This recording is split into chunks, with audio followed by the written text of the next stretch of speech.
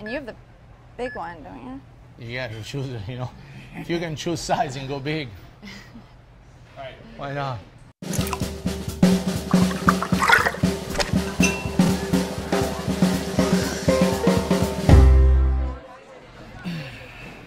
Chef, let's have some fun today. Yeah, we're starting the right way. Cheers. We are. Well, salute, no? Salute. Right? Salute. But you have to describe what's in this drink after we sip it.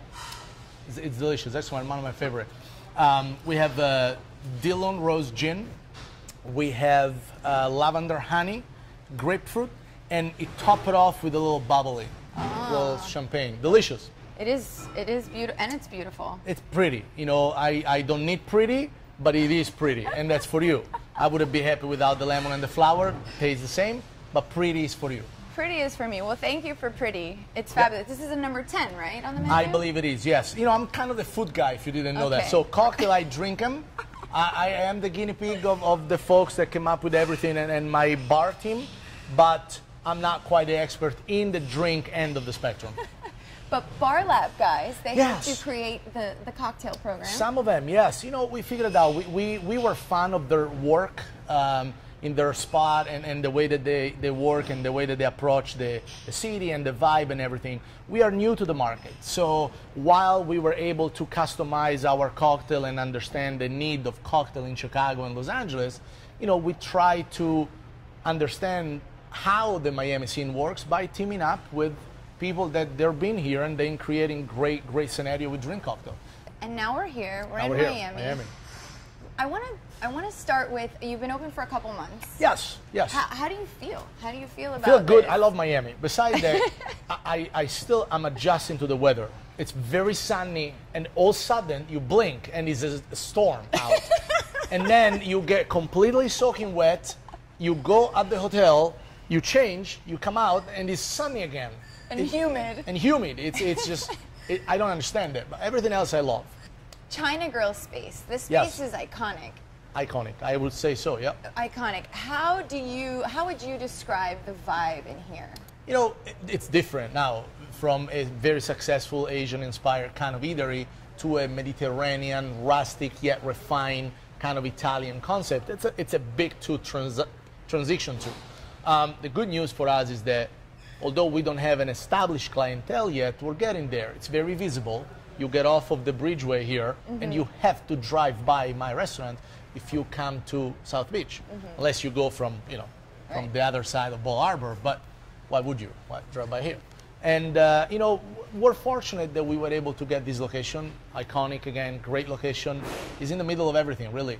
The area is expanding to the max, and very fortunate that we could get here. Yeah. Big place, but we create different section, different ambience with the space. So, you know, while it's big, it doesn't feel you lose yourself in it. And even if it's packed, it doesn't feel you're struggling and people get, you know, their elbow in your face or something. Yeah, no, none of Which does happen sometimes. Obviously, you guys are in, maybe not obviously, but you guys are in Chicago. Yep. And you've been highly rated there, and the house gets packed. What have you done differently? I have to assume you've done things differently with the menu for Miami. Some things. Think about it. You know, you have your staples. That doesn't matter where you go, you got to bring them with you because that's things you're known for. The from scratch philosophy, the fresh pastas, the pizza, the meatball, selection of crudo, our salad. Everything is as fresh as it gets, as from scratch as we possibly can make it. But the habit of somebody eating in 85 degrees weather and 100% humidity is different from the habit of somebody eating in 10 degrees weather and below 50 windshield. So, and probably not worried about their figure as much. You know, when you wear a coat 6 months out of the year, you got a longer stretch to get ready for bikini season. When you're always in shorts, it's kind of always bikini season. It's harder. That doesn't affect me because I couldn't care less, but... You still look good, though.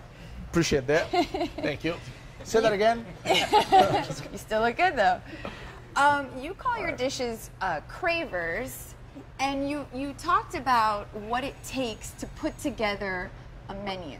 Can you talk about the craver thing and then what the process? How many dishes you actually, you know, how many people you bring in and how many dishes you go through to master that? We have a lot of restaurants now. We have multiple restaurants, so it's very easy to get all our manager staff friends and do like this massive table and try 100 dishes to then, with everybody's opinion, pin them down to those 30, 35 that ended up on the menu. You know, the concept of the craver is still very subjective, meaning if we can't please the majority of the people trying, it's probably not a craver. You know, sometimes you go in a restaurant and you try dishes and you go, yeah, that was great. These, it's all right. Yeah. Whenever we have somebody in our group saying, it's all right, it won't make the cut. Because we like to have the holy shit kind of wow kind of dishes that, pardon my French. But we like to have those kind of dishes because if I cannot get a reaction that you want to come back for more, there is a little bit more work to do on it. What do you consider the stars of your menu? The meatball, the fresh pastas, octopus is to die for. Pizza. Our pizza takes 4 days. Did you ever had a good bagel in Miami? No. There is humidity. Did you ever had a pizza in Miami that after 5 minutes is not gummy and chewy? No, because there's humidity. So what we do in a 4-day process, we measure the humidity in the air and we are compensating by taking water away because naturally the dough will absorb water. So it's a science, yes, it's painful, yes. It takes 4 freaking days to do a pizza, but the result is probably the lightest pizza you had in this area. Can we talk about your meatball for a second and its own Twitter handle? Yeah, you know. Siena Meatball. But when it came to Miami, it's a funny meatball. It's got a great personality. It came to Miami and said, I came to Miami, or I landed in Miami, bitch, or something. Bitch. B-I-B, no, B-E-A-C-H. Exactly. Or you have balls. Right. How did that come to be? You know, meatball, it's a fun dish. It's a big, gigantic 12, 14 ounce of Kobe beef dipped in marinara sauce with a hat of ricotta on it. It's ginormous, but it's delicious. And it's very well done. It's very juicy, very moist. We have a phenomenal recipe for it. And it's America. We were able to pull off a Twitter handler for a meatball. And honestly, she has more followers than a lot of celebrity I know. but it's still a meatball. Yes, so, you know, sometimes you just got to put it back in place. You guys recently launched brunch. Yes, brunch. Yeah, let's talk about brunch. You know, I think you need to have another sip, though. I have been drinking. You made me feel like an alcoholic drinking alone. I don't know. It's just a matter of how big your sip are, because I take more sip than you do. You just take bigger sip. Fine. All right. Great. So, looks equal to me. So, the way we see breakfast is a hybrid between, brunch is a hybrid between breakfast and lunch. So, we have 50% of our lunch menu. We have some more sandwiches, some eggs dish.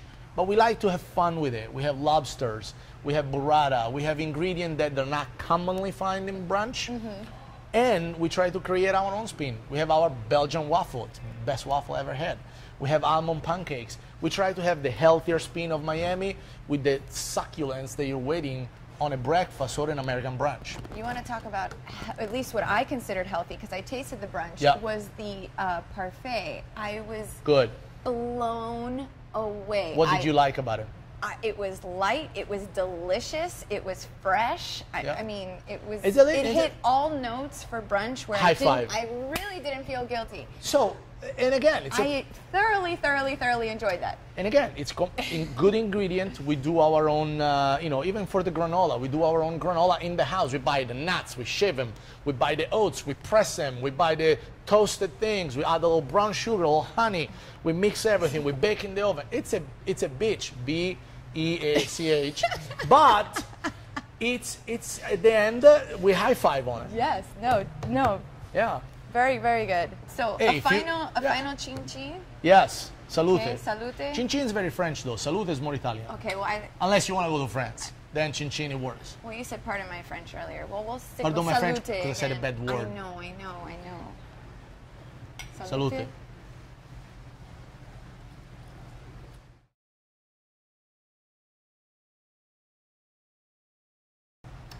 You did drink more than me.